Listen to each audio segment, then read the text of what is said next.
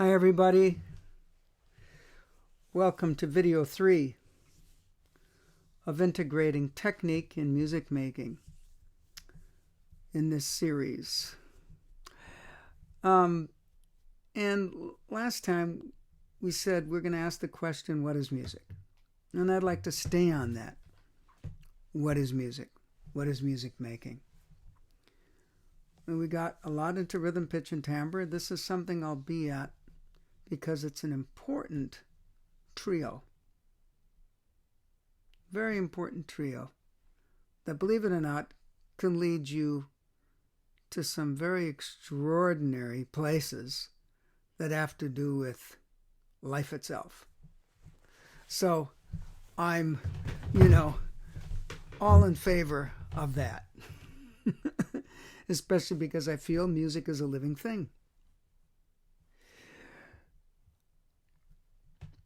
And with that in mind, I'd like to ask you how your little notebook's going, for those of you who have taken it up. Maybe eventually you will. If you haven't, I'll share a little something that happened to me this week. There was this bridge that I go over, I would say, at least 4 or 5 times a week, and probably more than that. And it's cobblestone. And to get on it, you have to make kind of a tight turn. And it's over this river. And sometimes there's traffic on it. So you got to be careful. And you go over it and, right? And sometimes you can go on it a little bit quicker. And then you slow down when you're getting off of it. Well, I went, wait a minute. This is a great example of rhythm turning into a steady sound. I mean, there's an infinite number of them, right? But I went on the bridge, sped up a little bit more, and it became a unified sound, and then slowed down. And you can hear the space in between the vibratory points, let's call them. The little mini vibes in the midst of the vibration. And it just was amazing. It uncovered what speed is, slow or fast. It addressed the issue of something that you can discern a certain tempo with, rev it up long enough, and it's a particular pitch,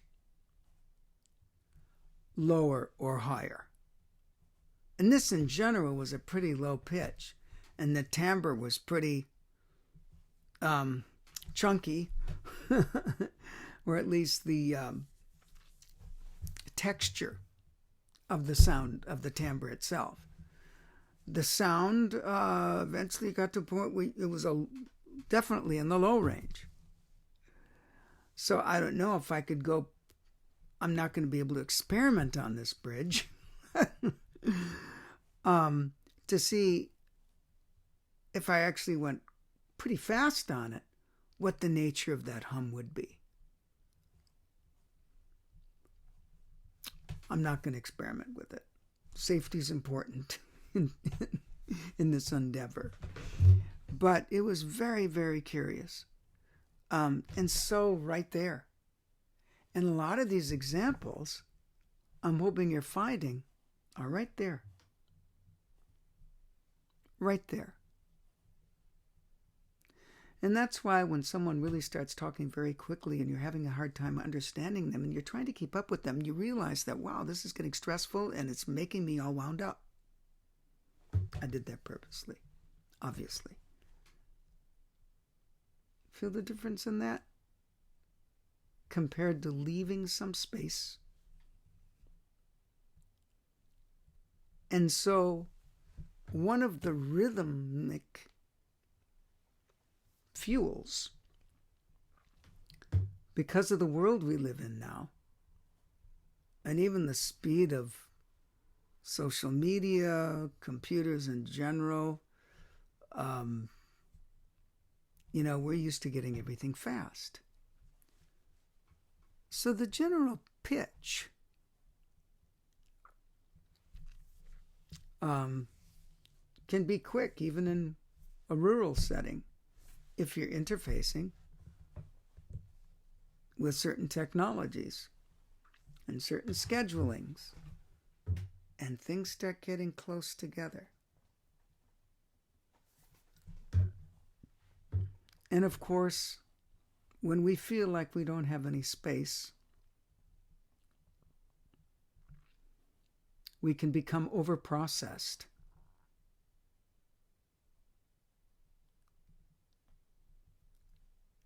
And really start to get inefficient.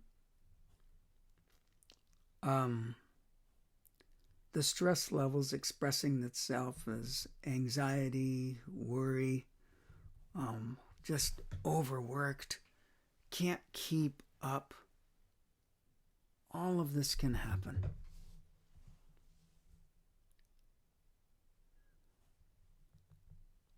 So, to actually put some space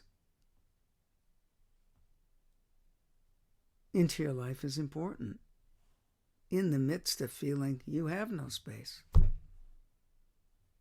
You have more than you think. People get in the practice room, right? And they think, oh my God, right away, what's the rhythm, pitch, and timbre of your attitude doing?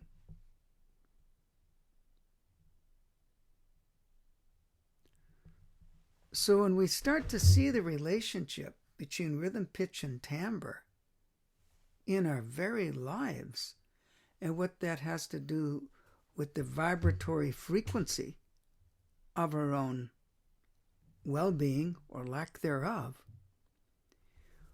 we can take these basics that as musicians we're aware of and see it everywhere, and what the results are. Now, certain life in the natural worlds can work at a very, very fast speed. You ever see some of these little birds, like a hummingbird? It's incredible. And speaking of speed with the wings, it's moving at such a clip. They're almost invisible. And then you look at some cows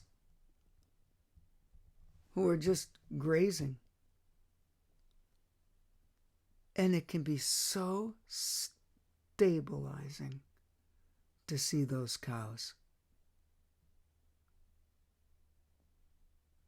anchored, solid. You can't be without different kinds of speeds. Look at the trees. But it's interesting, because not all vibration is as blatantly noticeable as the speed of a hummingbird, or the slowness of a cow, or the stationary groundedness of a tree. Because different trees will have different frequencies and signals that come from them. If you're sensitive, and you know what that takes, you to slow down. So you can actually give your chance to read what's going on. And this is where adrenaline, is what I was trying to get at a little ways back, and then got went to another direction, but still related. Our fuel is adrenaline these days.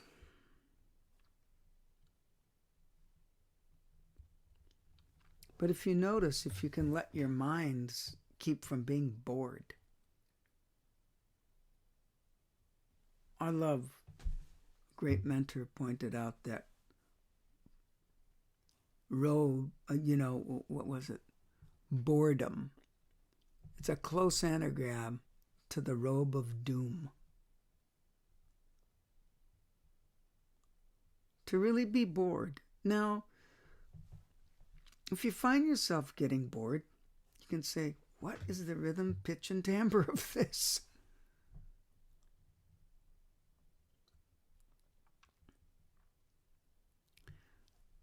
So I wasn't really sure that this would take this direction right now. But we really don't have to be bored and vacant. Quiet is different than just a deserted vacancy. That's a very specific vibration, has nothing to do with actual quiet.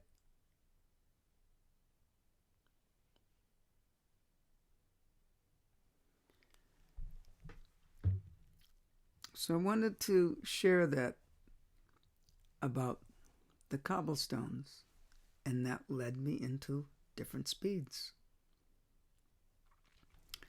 And I think I brought this up before. We look up into the sky and we see, oh, Venus is here, Mars is here, the star is here, there's Orion's belt, there's the Big Dipper. And we see that there's spaces in between. Then you see a great picture, right, of someone who's a very good photographer, and they capture some wonderful pictures of the Milky Way. All of a sudden, wow, that looks a lot dense. Stars, many more stars I can see.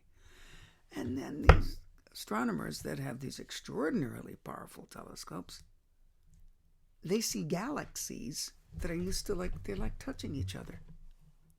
And I thought to myself, because I mentioned that before, and I always think about that,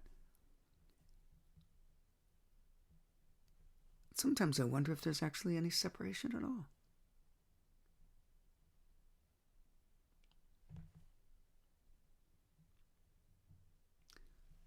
But because we live in a field of relativity, where there's variations of all different kinds of dualities, right? Big and small, up and down, light and dark, you'll never be able to, to fill pages with all the examples in creation, okay? That exists at one time, but there's some glue holding the whole thing together, so it's very unified. Yet it's one sound with so many overtones.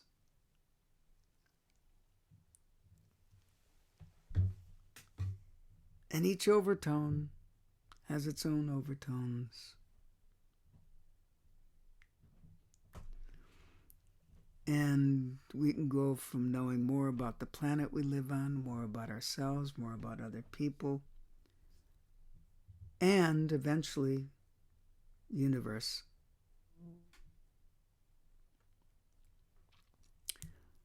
And so if all these galaxies look like they're smashed together, wow. Are they just creating one giant sound? An incredible symphony of one sound, but many in the one. So I wasn't planning. Look what the cobblestones did to me. But what is music? Well, I'm going to share one other example. Sometimes at this point in my playing life, the horn, and music in general, but just playing the horn, it's a tool of discovery for me. I discovered something incredible. Maybe I'll get into it one other time. I won't get into the specifics of that now. But what we set ourselves up to connect with and to. And we go on this pursuit of that. More and more will come. And guess what? Sometimes at greater speed. And sometimes at slower speeds. And sometimes the slower speeds is an indication of a higher speed.